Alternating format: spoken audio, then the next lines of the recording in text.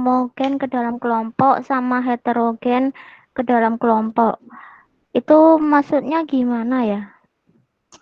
Homogen di dalam kelompok, tetapi heterogen antar kelompok. Jadi di sini kita membuat, ya, nah di sini kalau untuk stratifikasi kita kan membuat, menetapkan si anggota-anggotanya ini menjadi kelompok-kelompok kan. Nah, kelompok-kelompoknya itu kita stratifikasikan. Kalau stratifikasi itu berarti bentuknya kayak gimana sih? Kayak contohnya kita dalam kehidupan sehari-hari deh ada stratanya, tingkat 1, tingkat 2, tingkat 3 misalkan kalau dalam kuliah ya. Nah, itu kan ada stratanya tingkat 1, tingkat 2, tingkat 3. Nah, tingkat 1 itu berarti sifatnya homogen. Kita abaikan jenis-jenis lainnya seperti umur, jenis kelamin itu kita abaikan. Berarti dalam satu kelompok itu sifatnya homogen kan. Nah, tapi karena ada tingkat 1, tingkat 2, tingkat 4. Nah, si tingkatnya ini semuanya itu heterogen karena punya anggota yang ciri-cirinya berbeda gitu. Gimana? Sudah terjawab? Ya sudah Kak, makasih. Oke, terima kasih kembali. Ada lagi yang mau ditanyakan teman-teman?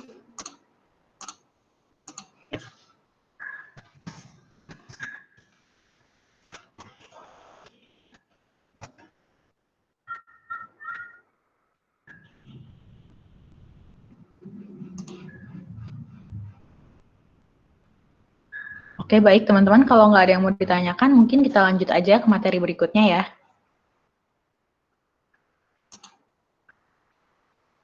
Oke, silakan aku serahkan ke pembicara selanjutnya.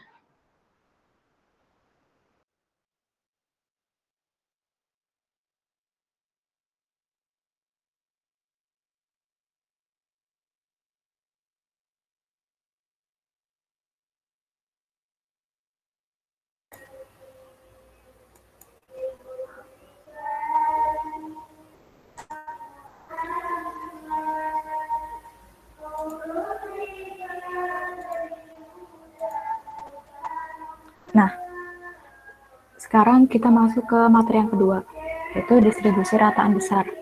Distribusi itu ada indikatornya dapat membedakan antara perhitungan peluang distribusi normal, standar, dan CLT dalam distribusi sampling. Kita review dulu materinya ya.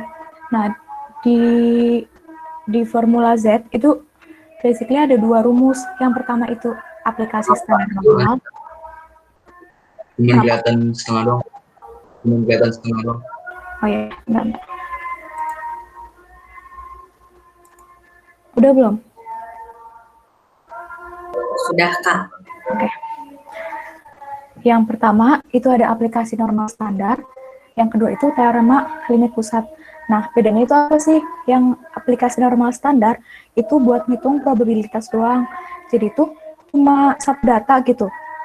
Nah, kalau misalkan teorema limit pusat itu buat ngitung rataan, distribusi rataan. Jadi kayak ada beberapa data gitu. Nah, rumus dari aplikasi normal itu Z sama dengan Z sama dengan X bar dikurangi mu dibagi standar deviasi.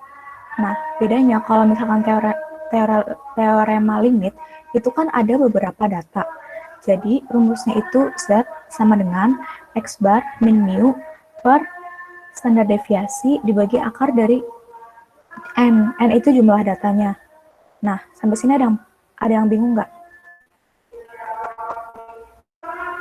Oke, kita lanjut ya. Nah, di sini itu ada soal, misalkan baterai li-ion 1100 mAh memiliki min talk time 100 menit berdistribusi normal dengan simpangan baku 10 menit. Pertanyaannya, yang A itu disuruh cari probabilitas suatu baterai tertentu akan berumur kurang dari 98 menit. Yang B itu, apabila random sampling sebanyak 25 buah baterai, berapa probabilitas rata-rata umur baterai yang akan kurang dari 98 menit. Nah, tadi kan udah dijelasin ya, kalau misalkan datanya cuma satu, itu pakainya rumus yang aplikasi normal standar. Nah, berarti langsung kita masukin di sini tuh yang diketahui kan ada mean talk time, itu tuh sebagai mu. Mu-nya itu ada 100 menit dan simpangan baku ada 10.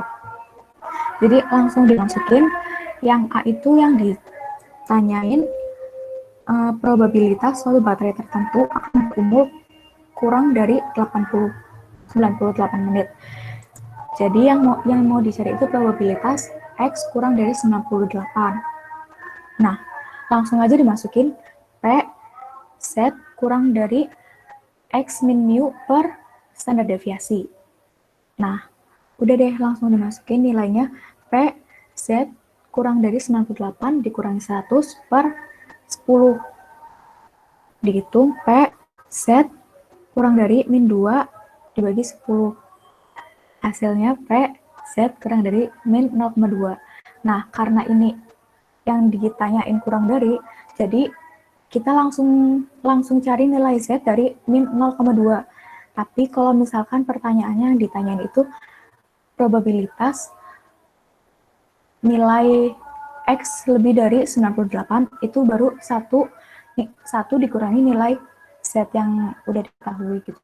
Nah, nilai Z kan dari min 0,2 itu kan 0,4207. Jadi hasilnya udah ketemu deh 0,4207. Sampai sini ada yang mau ditanyain nggak teman-teman? Atau mungkin kecepatan ngejelasinnya? Kak, tadi sorry yang gimana deh? Tadi yang bila kurang dari itu maksudnya gimana? Oh, ini kan yang ditanyain kan probabilitas suatu baterai tertentu akan berumur kurang dari 98 menit. Jadi itu kita langsung aja nyari nilai Z dari yang udah dicari tadi gitu. Tadi kan nilai Z-nya min 0,2. Jadi kita langsung nyari nilai Z dari min 0,2. Tapi beda kalau misalkan yang ditanyain itu lebih dari 98 menit. Itu tuh rumusnya 1 dikurangi nilai Z dari min 0,2 kayak gitu. Paham nggak?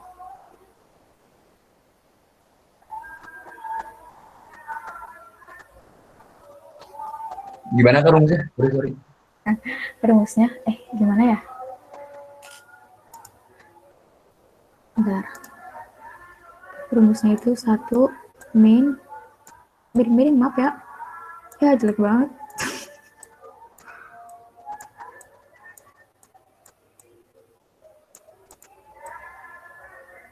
Nah, kalau misalkan yang ditanyain probabilitas suatu baterai tertentu lebih dari 98 menit, nanti yang rumus ininya berubah jadi kayak gini.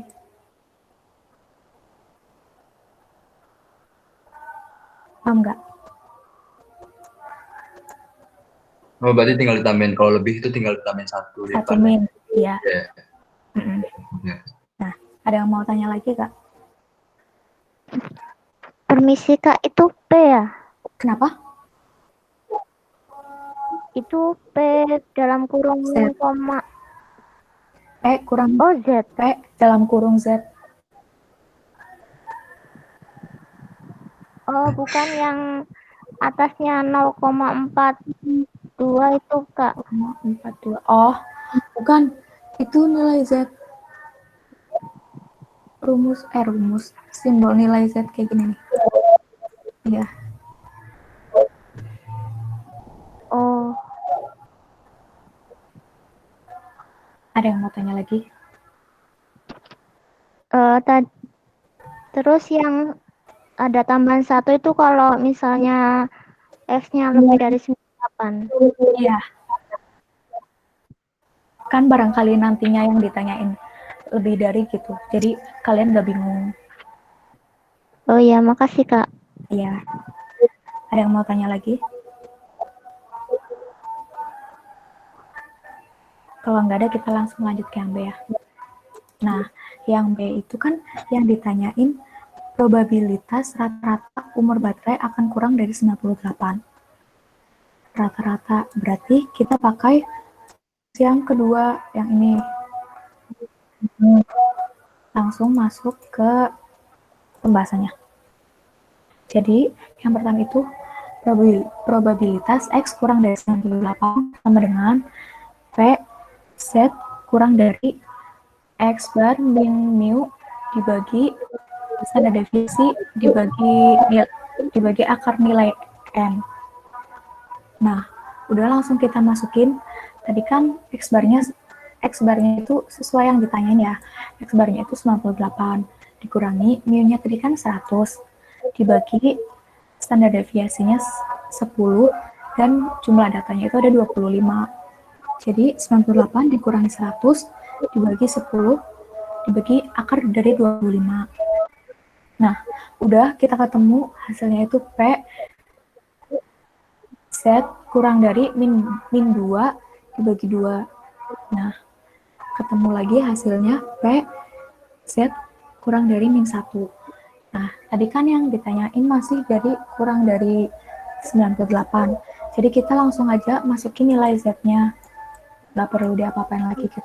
Nilai Z dari min 1 itu kan 0,1587. Nah, udah deh ketemu hasilnya. Sampai sini ada yang mau ditanyain nggak?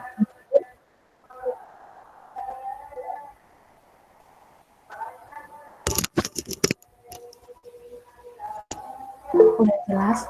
Oh ya, bentar.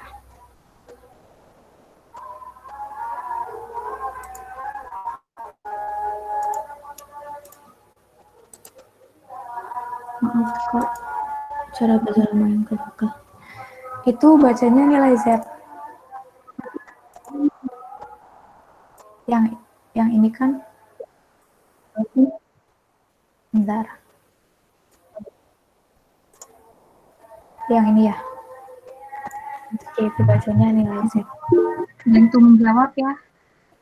Ya. Jadi itu bacaannya itu pi, PHI, pi. Oh iya, maaf. Ya, jadi itu merupakan frekuensi kumulatif dari zat. Jadi menandakan frekuensi kumulatif dari gitu. Ya gitu guys. Ada yang mau tanya lagi? Kamu tanya Ya. itu yang min 1 itu jadi 0,1587 dari tabel Z kan? Iya. Udah tahu kan cara lihat tabel Z itu gimana cara baca? Boleh sih Kak di ini lagi. Ya, oke. Dikasih lagi boleh. Nah ya.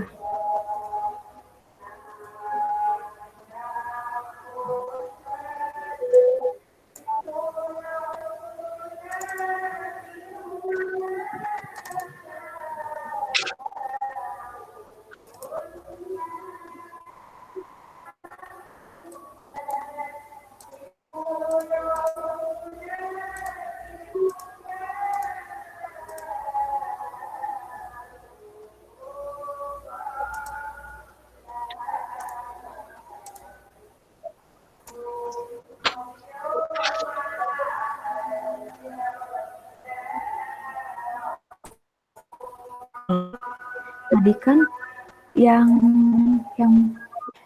dicari nilai dari nilai Z dari min 1,0.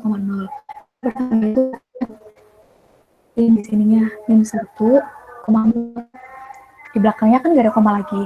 Jadi kita nya yang 0,0 juga. Nah, ketemu nih hasilnya 0,15866 gitu. Kalau misalkan kita mau cari nilai Z dari min 3,80 min 3,86 gitu. Nah, kita cari di sini min 3,8 terus kita cari angka di belakang komanya lagi kan tadi 6. Kita cari yang di sini min 0,6. Nah, udah deh ketemu 99994 gitu. Paham nggak? Oke Kak. Oke. Ada yang Kak, bisa diulangi yang penjelasan tabel itu gimana ya, Kak? Saya nggak paham. Ya, Pak. Nih. Bentar deh, saya ganti share screen.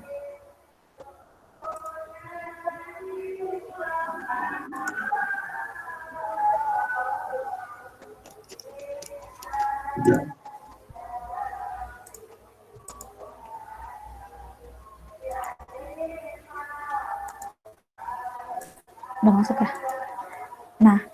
tadi kan di soal yang ditanyain itu nilai Z dari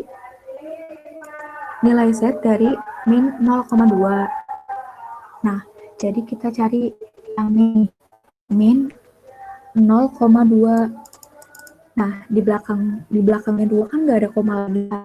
Jadi yang 0,0,0,0.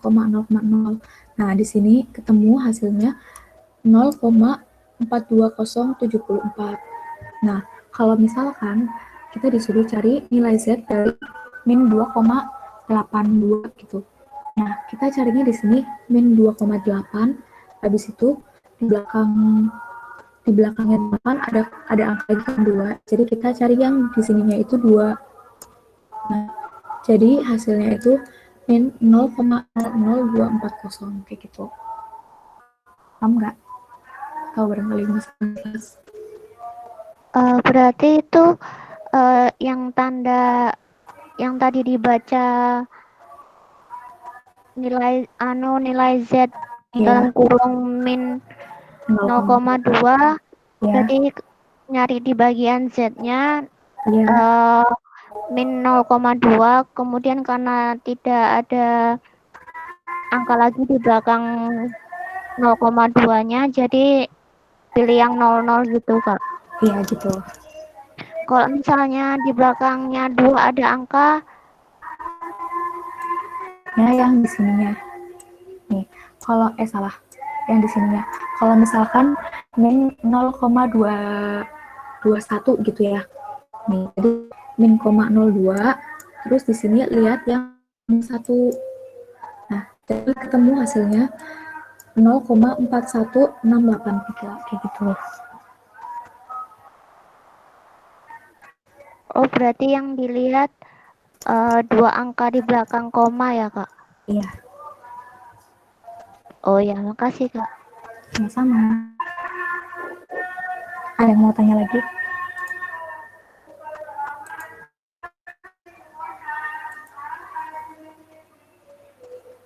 Kalau nggak ada, kita langsung lanjut ke nomor 3 ya. Kasih.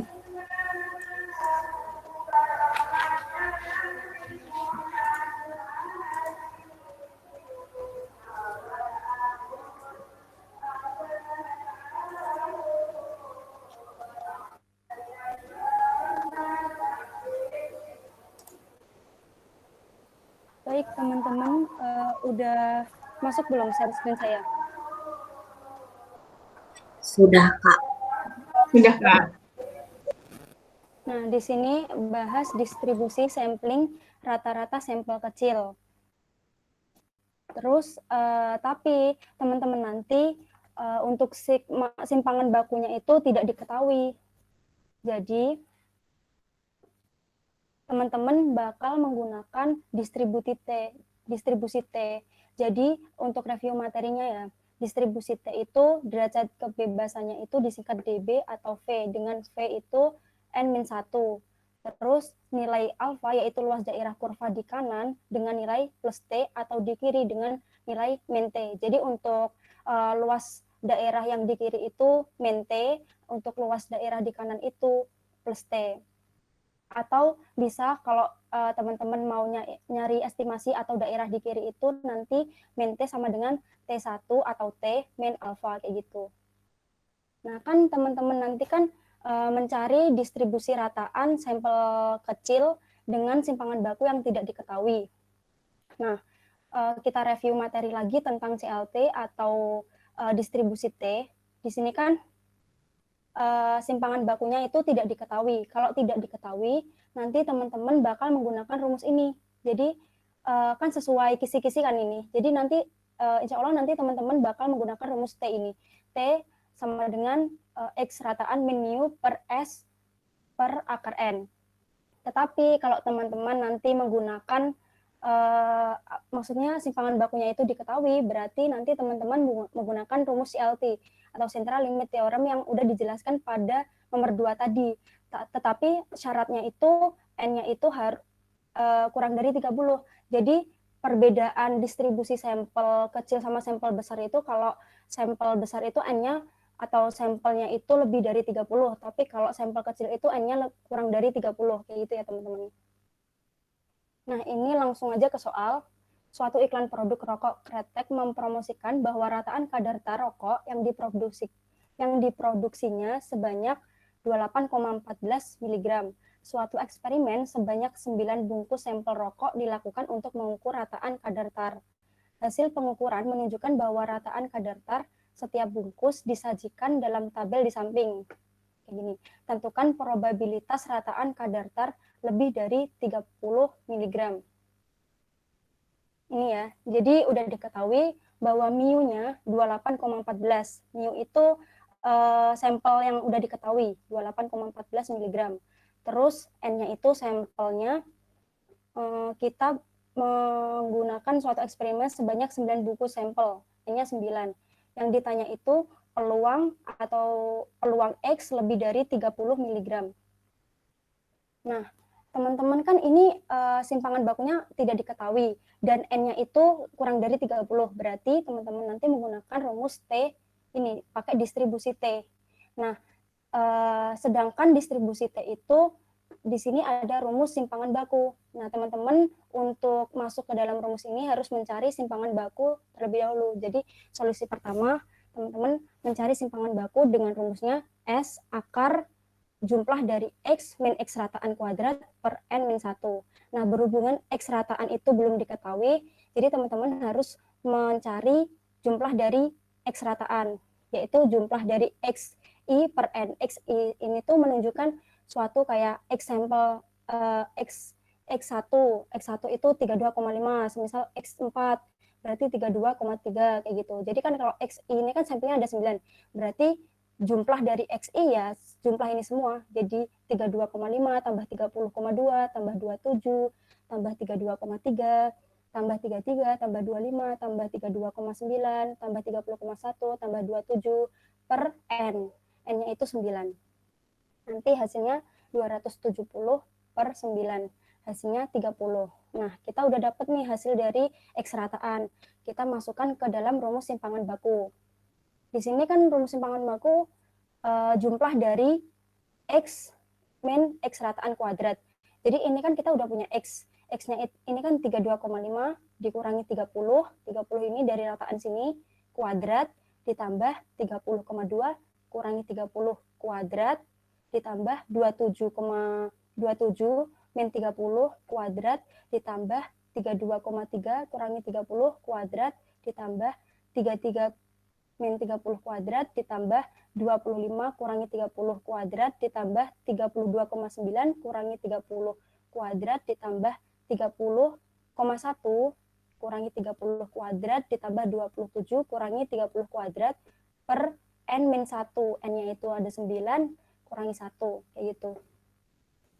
Terus hasil dari penjumlahan ini nanti dikuadratkan dan hasilnya 72 akar 72 per 8.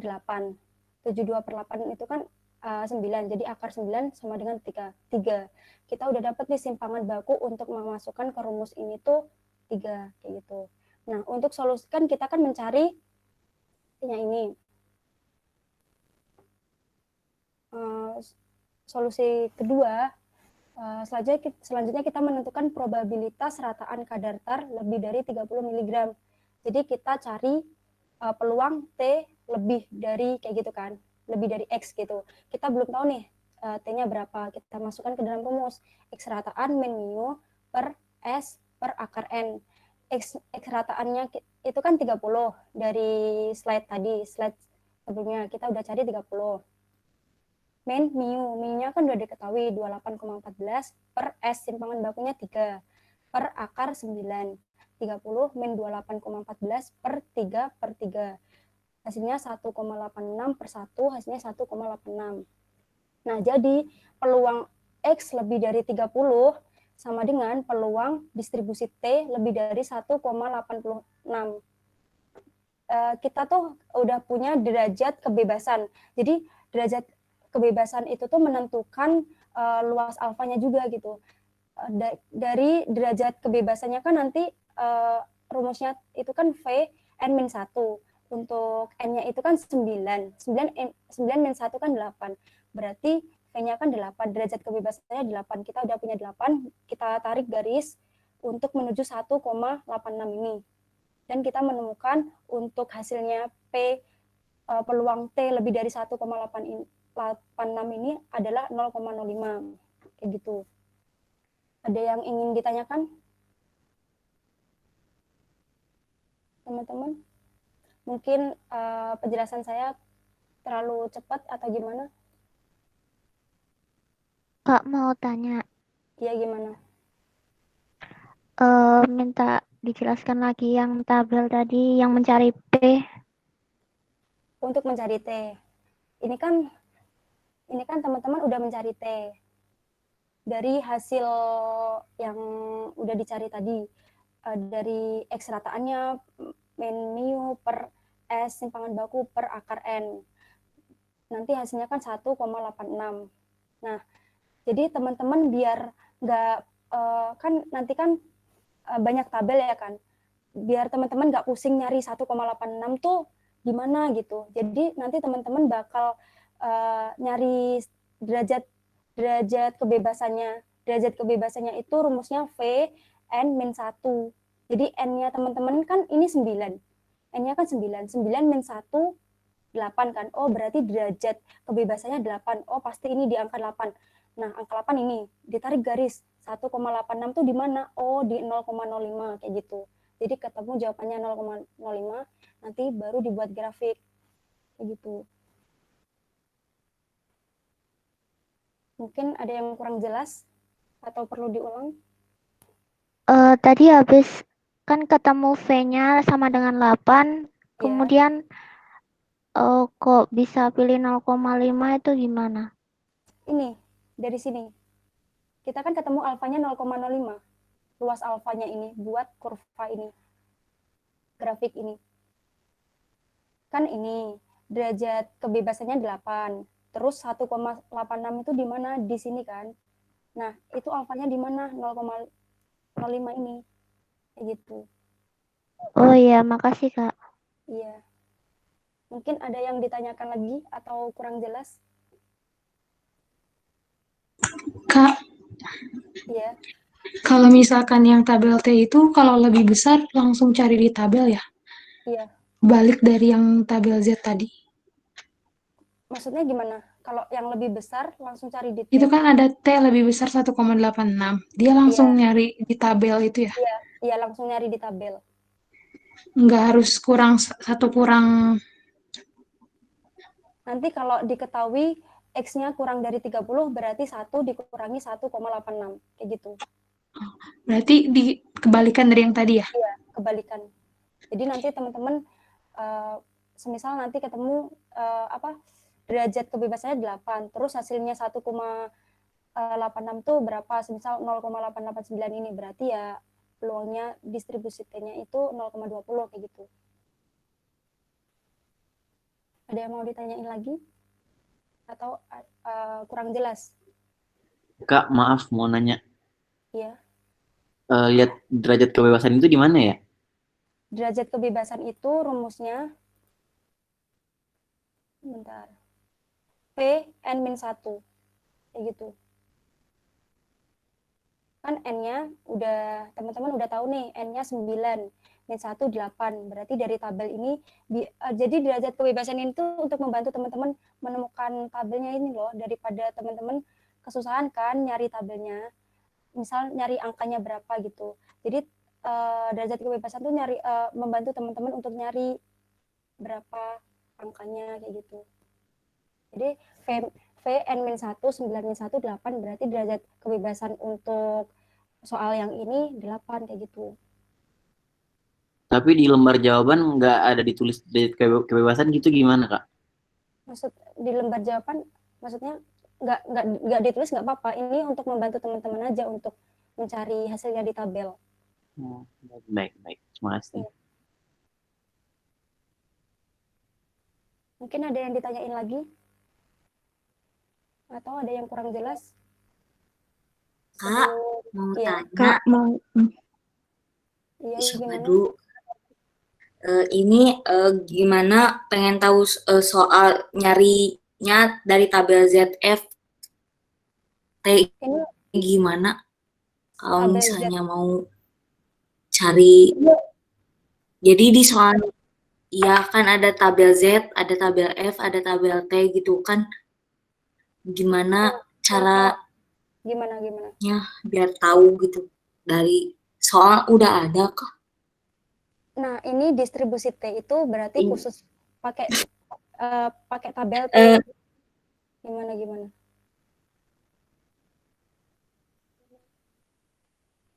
Udah ada di soal.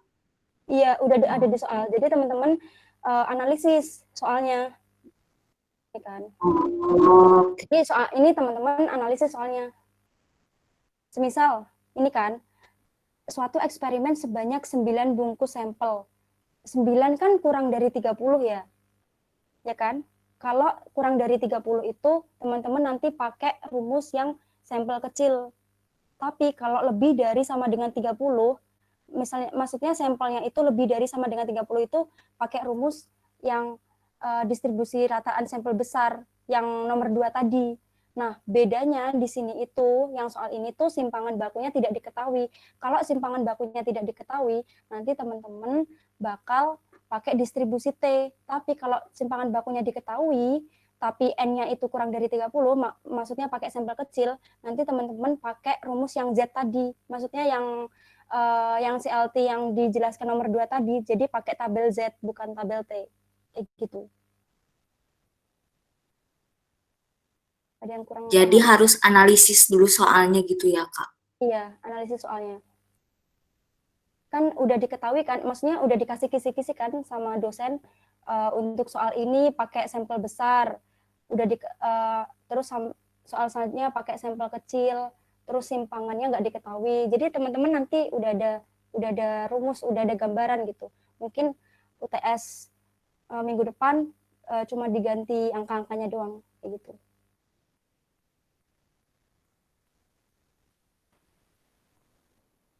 Ada yang mau ditanyain lagi? Kak, mau nanya. Iya, gimana? Kalau misal yang hasil T tadi tuh di tabel Z nggak ada, kan kita cari berarti yang mendekati nilainya itu kan. Iya. Itu lebih baik dicari yang kurang dari apa yang lebih dari yang mendekati itu? Semisal kamu menemukan di sini, semisal nanti angkanya 1,5 ya, berarti yang paling mendekati aja, yang paling mendekati ke misal angkanya itu lebih cenderung ke 0,05, berarti pakai itu aja gitu. Oh, iya Kak. Iya. Makasih Kak. Iya. Ada yang mau ditanyain lagi? Permisi Kak, mau tanya. Gimana? Tadi itu yang katanya kalau misalnya lebih, dia jadinya 1 dikurangin kalau kurang. Iya. Iya, kalau kurang 1 dikurangi 1,86 kayak gitu. Terus tinggal cari deh di tabel T-nya. Oh, kalau misalnya T-nya kurang dari itu ya, Kak? Iya. Oh ya, makasih, Kak. Iya. Gimana teman-teman? Kalau nggak ada pertanyaan lagi, untuk mempersingkat waktu mungkin lanjut ya soal nomor 4. Terima kasih.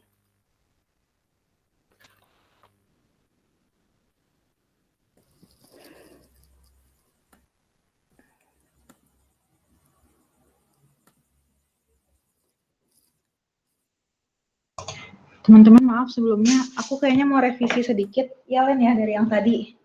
Kayaknya ada yang harus direvisi sedikit. Tadi kan ada yang nanya kalau misalkan nilainya nggak ada di tabel kayak gimana gitu ya? Iya Pak. Teman-teman. Nah ini kalau nilainya nggak ada di tabel jadi pakai interpolasi. Bisa pakai cara, ya betul pakai interpolasi. Kayaknya ada di slide teman-teman, di slide kuliahnya teman-teman. Iya, di Nih. revisi. Di slide yang revisi ini pakai interpolasi. Pakai yang ini nih.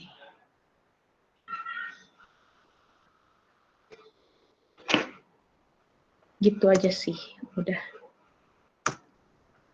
Terima kasih. Boleh dilanjut, silahkan.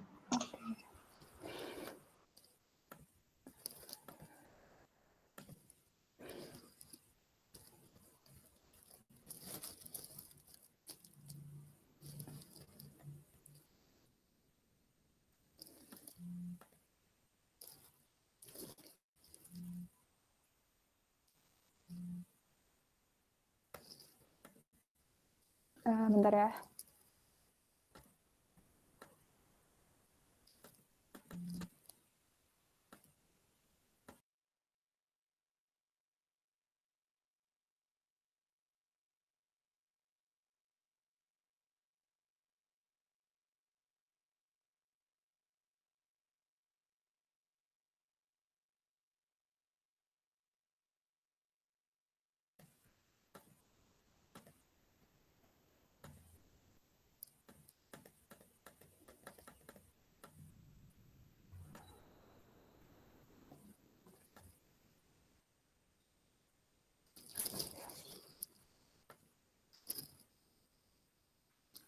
Teman-teman udah kelihatan belum shading-nya?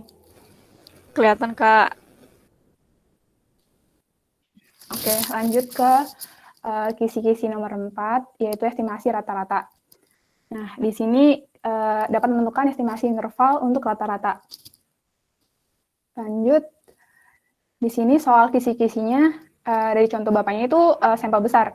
Jadi yang pertama, soal A, ada manajer marketing, sebuah dealer otomotif ingin memperkirakan berapa lama waktu yang dibutuhkan untuk menjual suatu jenis mobil. Nah, hasil sampling 50 mobil ini memiliki rataan waktu 54 hari. Dan diasumsikan standar deviasinya tuh, standar deviasi populasinya 6 hari. Maka tentukan taksiran interval kepercayaan 95% dari rataan waktu terjualnya suatu jenis mobil dari populasi sebenarnya.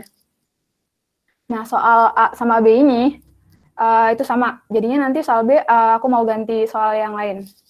Lanjut ke soal A dulu ya, solusinya. Nah, di sini dengan taksiran titik rataan populasi sebesar 54 hari yang diperoleh dari rataan sampelnya itu tadi, maka taksiran interval kepercayaan 95% menggunakan nilai Z alpha per 2. Nah, kenapa? Soalnya ini lebih dari sama dengan 30, makanya kita pakai tabel Z tadi. Jadi, nilai Z alpha per 2 sama dengan Z 0,025. Alfanya berapa? Berarti 0,05 dibagi 2, jadinya 0,025. Nah, sama dengan 1,96 kalau dicari di tabel Z. Nah, untuk pencarian di tabel Z tadi, sama seperti yang dijelaskan kakak-kakaknya sebelumnya. Jadi, sama persis seperti itu. Nah, dari sini diperoleh rumusnya. Nah, kalian bisa pakai rumus ini untuk mencari estimasi rataan yang besar. Jadi rumusnya itu X bar minus Z alpha per 2 dikali standar deviasi per akar N kurang dari mu, kurang dari X bar plus Z alpha per 2 dikali standar deviasi per akar N. Nah, kita masukin X bar-nya berapa sih? Tadi 54 ya, rataan populasi sebesar 54. Kita masukin ke sini. Nah, untuk Z alpha per 2 itu berapa tadi? Nah, bisa dilihat dari Z alpha per 2 yang udah kita cari tadi, yaitu 1,96. Kita masukin ke sini. Lalu untuk standar deviasinya berapa sih tadi? Ada standar deviasi populasi 6 hari. Jadi di sini ada 6. 6 dibagi akar 50. Akar 50 dari samplingnya tadi, sampling 50 mobil. Jadi kita masukin di sini akar 50. Nah, ini kurang dari mu, kurang dari X bar lagi. X bar lagi berapa? 54. Tetap 54. Nah, terus ditambah 1,96 dari Z alfa per 2. Terus dikali 6 per akar 50. 6 standar deviasi, akar 50 dari hasil samplingnya 50 mobil tadi. Nah, lanjut. Jadi 54 dikurangi 1,7 kurang dari mu, kurang dari 54, plus 1,7. 1,7 ini dari mana sih? Jadi 1,7 itu nilai margin error 1,7 dari pembulatan 1 digit desimal dari ini. Dari penghitungan ini sebenarnya itu 1,663 dibulatin jadi 1,7. Nah, untuk hasil akhirnya di sini ada 52,3 kurang dari mu kurang dari 55,7 atau 54 plus minus 1,7. Nah, kesimpulannya dari ini semua, dengan kepercayaan 95% ini, diperoleh taksiran rataan waktu terjualnya suatu mobil dari populasi yang sebenarnya dengan interval antara 52,3 dan 55,7 dari 55,7 hari dari sampling sebanyak 50 mobil. Nah, seperti itu.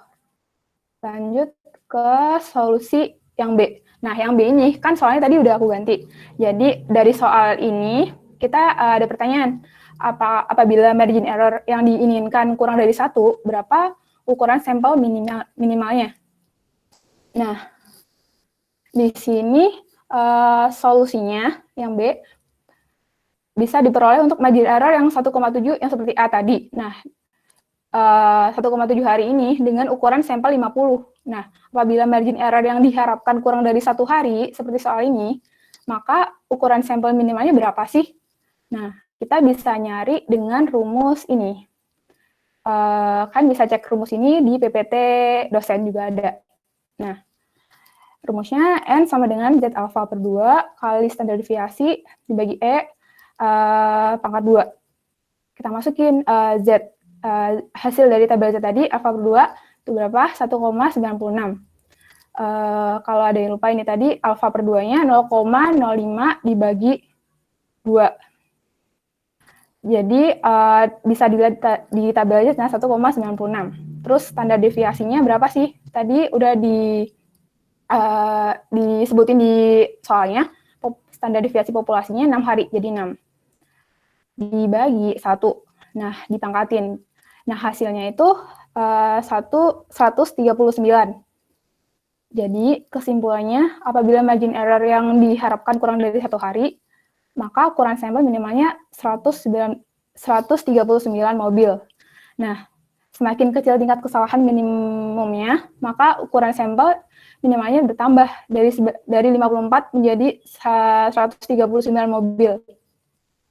Dari karakteristik konsistensi taksiran.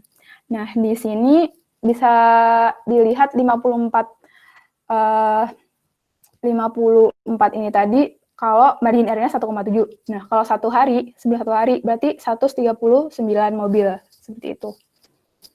Ada yang ingin bertanya? Atau aku ngejelasinnya kecepatan?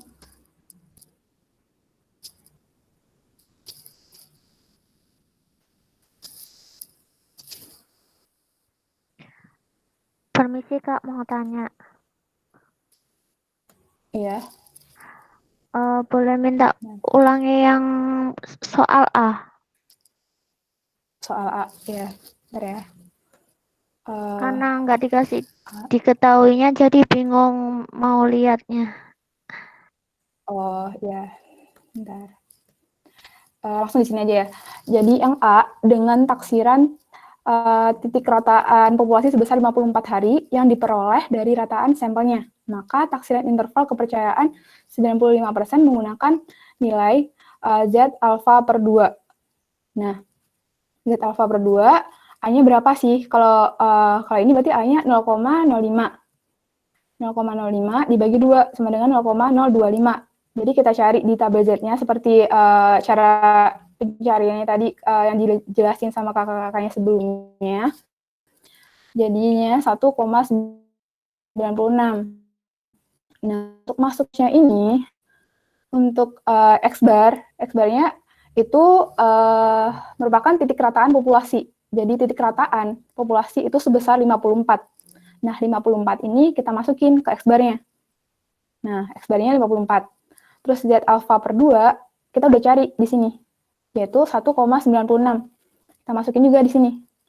Nah, untuk standar deviasi ini kita bisa lihat di soalnya. Di sini udah disebutin, diasumsikan standar deviasi populasi 6 hari. 6 hari berarti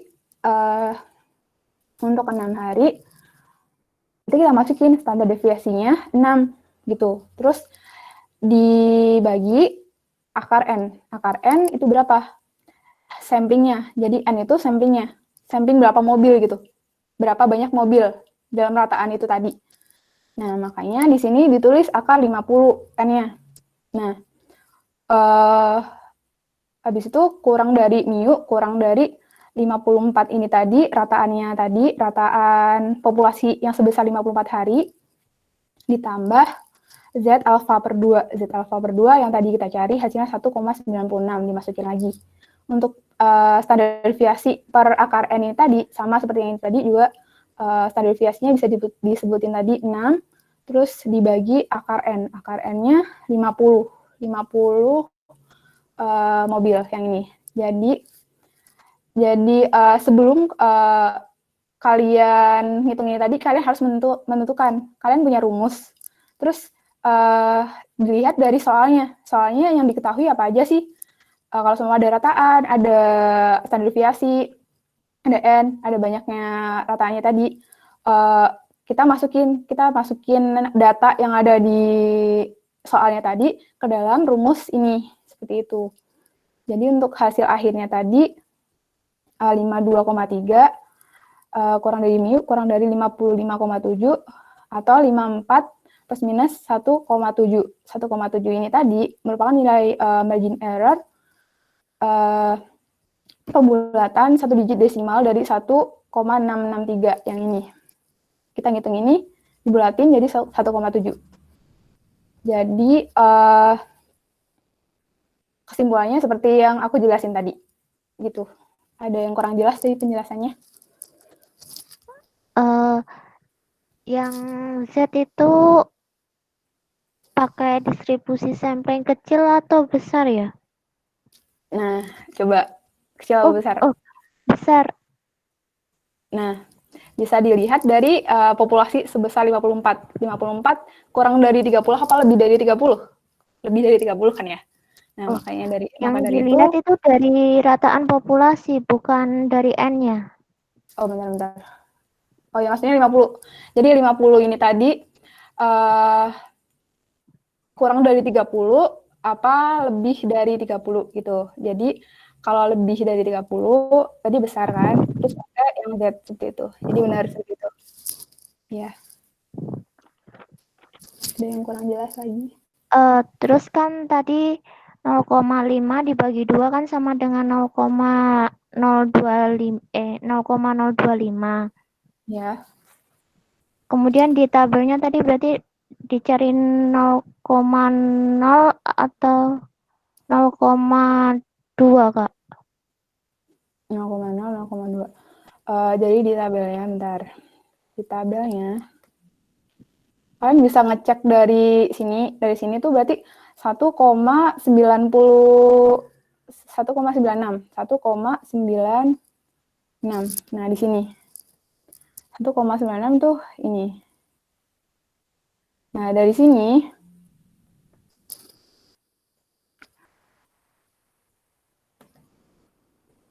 udah kelihatan di sini 0,025. Jadi bisa dilihat 1,96. Nah, bisa juga dilihat dari sini. Jadi kan tadi kanan kiri sama yang ini 1,96, 1,96. Nah, untuk yang ini 1,96, 1,96.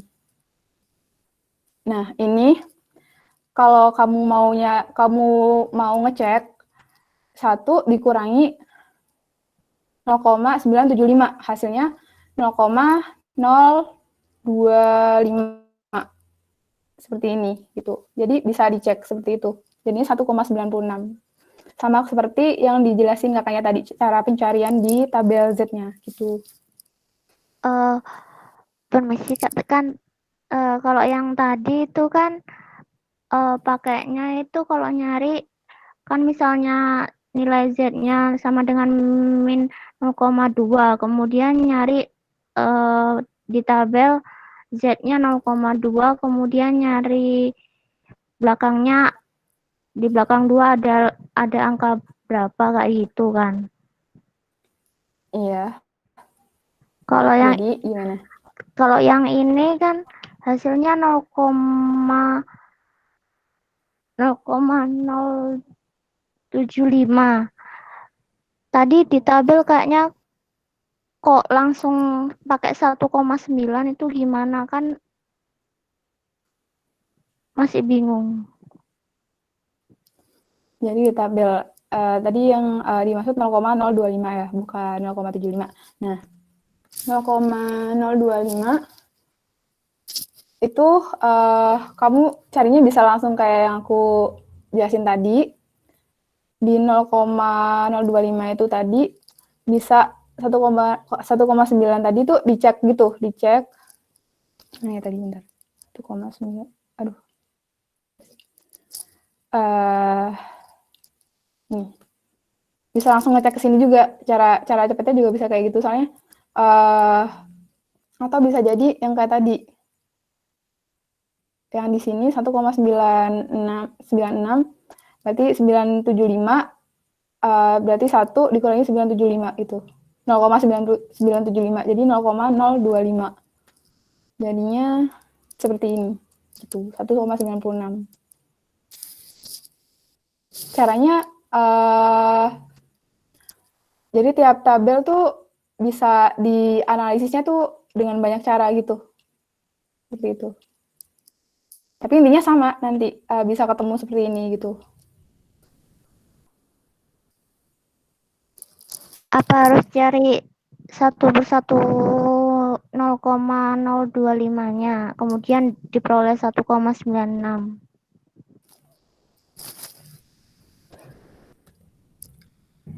Enggak sih, jadi kayak apa ya, kamu bisa nyari tadi itu bisa dicari langsung gitu loh. Dari 196 tuh kamu bisa ngecek-ngecek juga di sini. Jadi kayak sama kayak yang dijelasin tadi gitu, seperti itu. Jadi kayak ya udah 1,96 langsung bisa kelihatan gitu sih kalau dari aku seperti itu. Nggak dicek satu sebenarnya tuh. Bisa dilihat langsung. 1,96 gitu. Bentar. Tadi yang dijelasin sebelumnya ada yang kurang paham, apa gimana? Cuma beda aja caranya sama yang tadi. Jadi bingung kalau nyari tabel yang ini.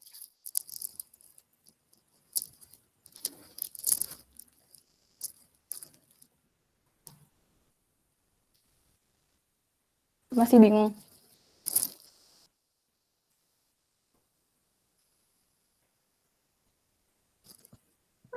Kakak tiba-tiba dapat 1,9 itu dari mananya?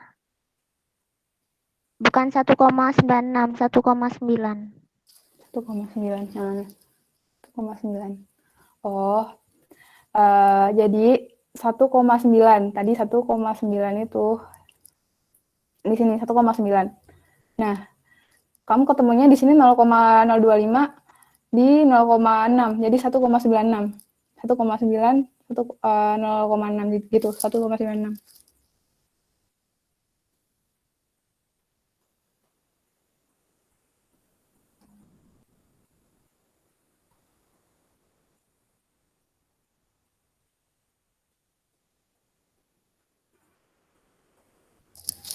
Masih kurang jelas ya? Ada teman-teman yang lain juga ngerasain bingung nggak? Apa udah jelas? Enggak, Kak. Lanjut aja, Kak. Oh. Aku enggak, Kak. Sudah, Kak. Oh, ya, lanjut. Ada pertanyaan lagi nggak? Siapa tahu ada bingung lagi gitu di sini. Kak mau nanya, Kak. Iya, boleh. Ini kalau taksiran intervalnya bukan 95% itu beda lagi?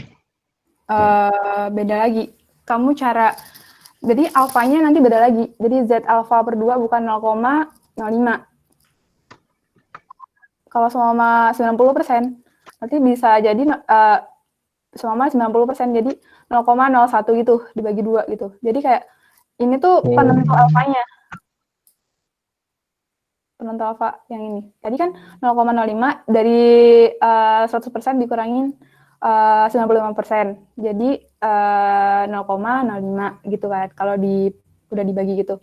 0,05 itu alfanya dibagi 2 jadi 0,025. Kalau 90% berarti 100% dikurangi 90%. Jadinya 0,01 dibagi 2 gitu. Seperti itu. Jadi ini tuh menentu. Bisa nyari alfanya gitu. Seperti itu. Makasih, Kak. Ya, sama-sama. Ada yang mau nanya lagi? Ada yang kurang jelas?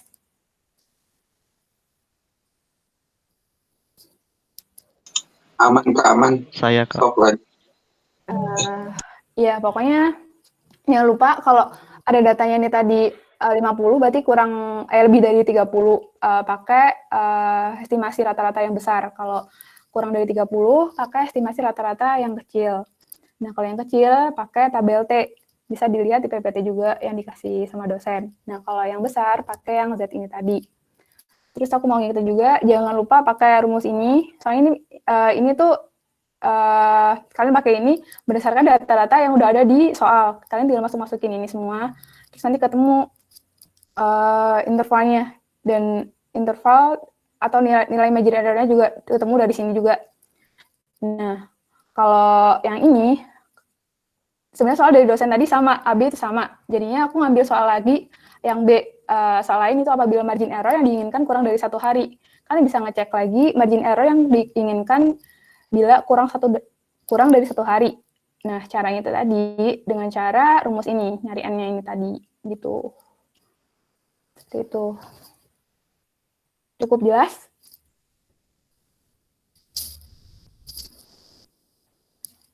Jelas, Kak. Udah. Terima kasih, lanjut ke soal selanjutnya.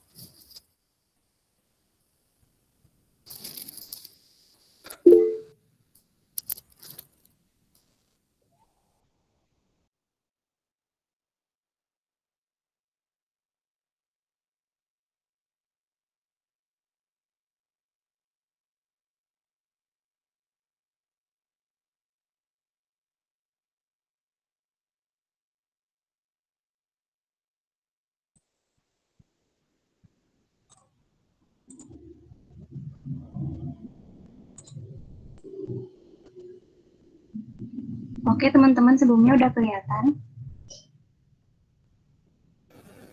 Sudah, Kak. Oke, sebelumnya mohon maaf kalau agak ribut ya, agak berisik karena di pinggir jalan soalnya rumahnya. Nah, sekarang kita bahas tentang kisi-kisi yang terakhir, yaitu tentang estimasi variansi. Nah, di sini kita harus tahu dulu tentang estimasi variansi itu apa. Nah, bentuk umumnya seperti apa. Nah, bentuk umum di sini kita bisa lihat yaitu sigma kuadrat besar dari N kurang 1 kali S kuadrat. Nah, N ini jumlah datanya, lalu S kuadrat ini variansnya per Q square alfa per 2, lalu sigma kuadrat kecil dari N kurang 1 S kuadrat per Q square 1 kurang alfa per 2. Nah, di sini ada kurva nih, kurva yang menentukan si Q square-nya. Nah, bagian yang diarsir ini merupakan 1 kurang alfanya. Nah, lalu di sini kenapa ada alfa per 2? Nah, karena ini ada 2 bagian. Harusnya ini alfa, karena ada 2 bagian dan ini merupakan daerah yang diarsir di tengah, makanya ini jadi alfa per 2. Gitu.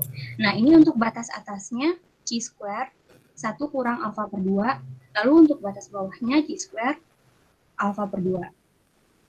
Oke, nanti kalau untuk probability-nya, teman-teman bisa lihat rumus yang di PPT ya, yang udah dibagiin dosennya juga.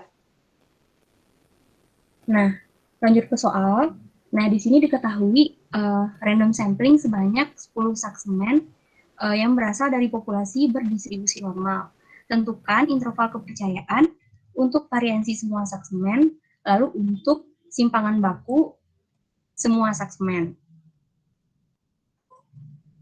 Nah, di sini kita perlu nge-breakdown satu-satu apa yang diketahui di soal. Nah, di soal kan tadi bilang ada 10 saksemen. Nah, berarti N-nya 10. Terus, confidence intervalnya atau level kepercayaannya itu 95%. Nah, teman-teman udah belajar kan ya, rumus dari confidence interval itu 1 kurang alfa 100% sama dengan CI-nya sendiri gitu ya. Nah, di sini CI-nya itu udah diketahui 95%. Nah, jadi alfanya itu bernilai 5% gitu. Jadi dari total 100% itu udah dipakai 95%, nah sisanya 5% gitu. Nah, terus karena ini kita menggambarkan kurva supaya lebih ngerti gitu ya. Jadi alfa per 2-nya itu 2,5% atau 0,025. Nah, terus berdasarkan rumus tadi juga kita belajar kita harus dapat S kuadratnya atau variansnya. Nah, cara cari S-nya itu teman-teman udah pada bisa kan? Udah diajarin kan ya? Sebelumnya? Halo? Udah, Kak. Okay. Udah, Kak. Nah, kita harus tahu dulu kan ya, S kuadratnya berapa. Nah, S kuadratnya di sini, dia itu berperan sebagai varians atau ragamnya. Nah, ragam atau varians dari data yang 10 tadi, kita udah dapat 0,087. Nah, dapat S-nya ini tinggal diakarin ini, 0,087, dapatnya 0,296. Tuh. Nah, untuk memudahkan, di sini saya gambarin kurvanya berdasarkan bentuk yang udah di-review tadi. Nah, untuk alfa per 2-nya itu, kenapa dapatnya 0,025?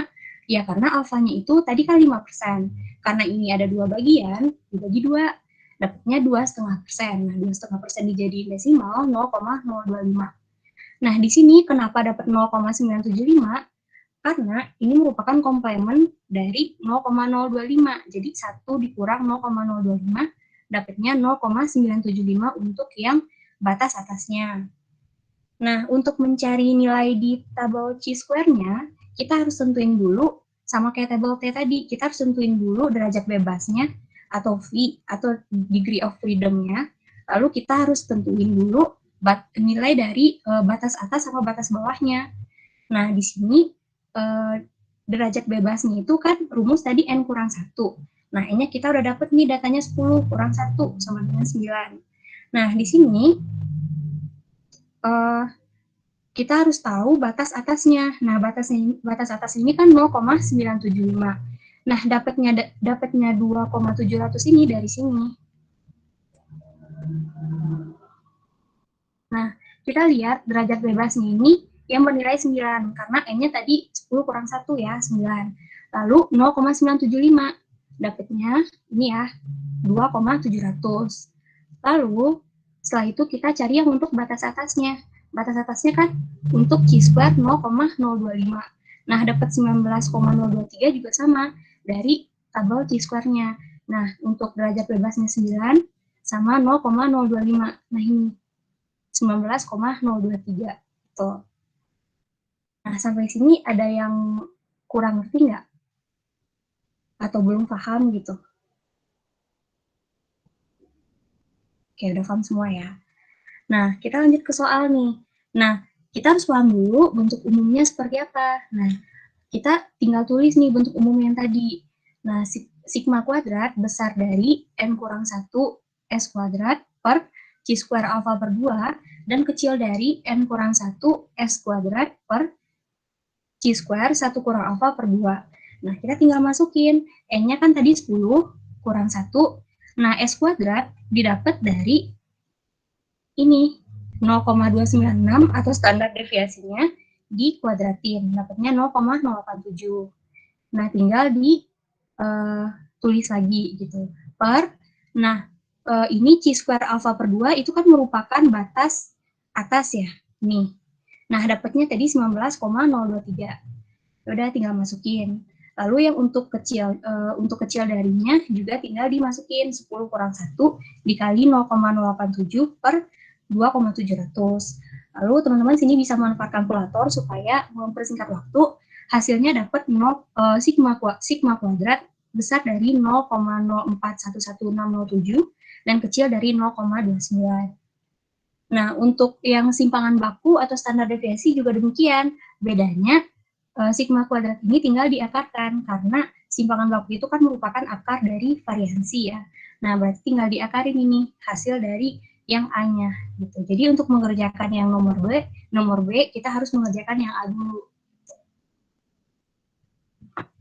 Nah, mungkin sekian sih penjelasan dari saya yang untuk nomor 5. Ada pertanyaan dari teman-teman semua? Ada yang kurang jelas?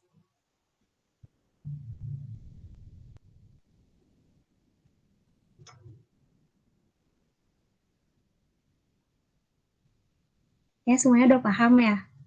Oh ya, sebelumnya mau nanya, kisi-kisi ini dikasih dosen nggak ya? Di setiap kelas? Dikasih, Kak. Oh, berarti pembahasan yang ini udah dibahas juga sebelumnya? Kalau kelas saya dibahas, kalau kelas lain nggak tahu. Oke, yang dibahas sama dosen siapa aja? Kalau boleh tahu. Pak Heri. Oke. Nah, jadi soalnya paling berkaitan sama ini ya, paling nanti yang ditanya nanti diganti-ganti gitu. Kalau misalnya ini mungkin yang ditanya mungkin nanti simpangan bakunya atau CI-nya gitu. Jadi tinggal ngotak-ngatik rumusnya aja.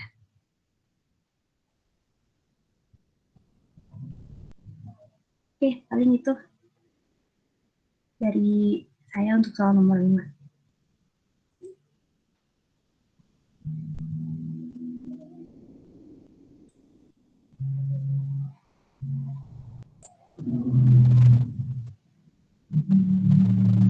Saya kembalikan lagi ke ini host atau moderator.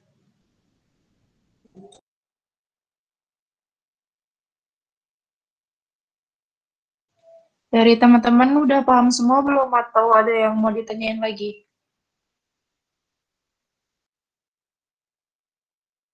Mumpung masih ada waktunya, silakan kalau mau nanya lagi.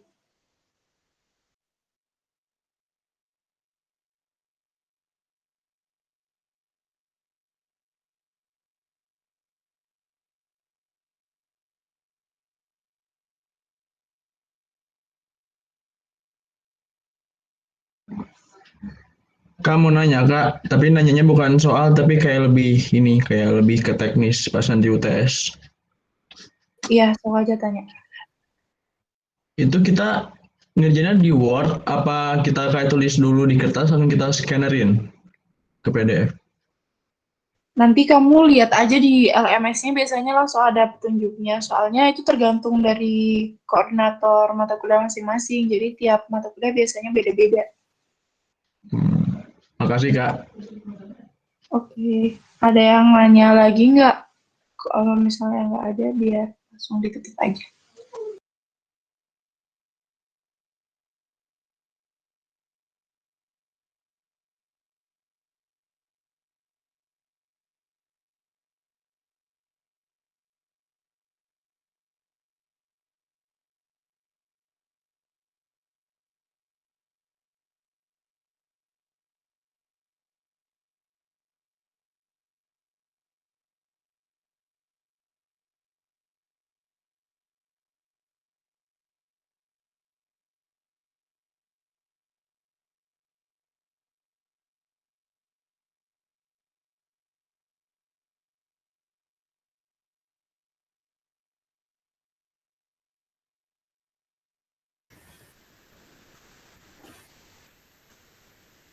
Oke, mungkin terima kasih buat kakak-kakak pengajar, buat penyampaiannya. Makasih juga buat teman-teman yang udah ikut responsi kali ini. Semoga UTS-nya dipermudah. Nah, teman-teman kalau mau review lagi, jadi data record-nya bakal di-share di link sharing file. Sama nanti di sana ada soal-soal yang semoga membantu buat teman-teman belajar.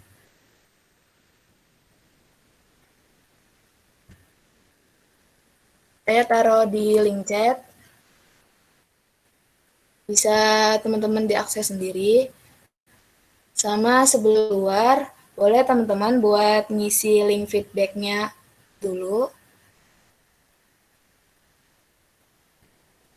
Mungkin buat responsi kali ini sekian aja. Kurang lebihnya mohon maaf. Assalamualaikum warahmatullahi wabarakatuh. Terima kasih teman-teman. Terima kasih. Assalamualaikum warahmatullahi wabarakatuh. Makasih, Kak. Terima kasih, Kak.